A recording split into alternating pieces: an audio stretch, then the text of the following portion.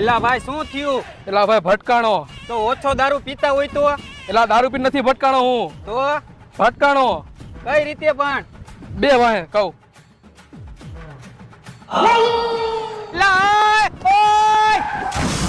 ભાઈ આવી રીતે હું ભટકાણો.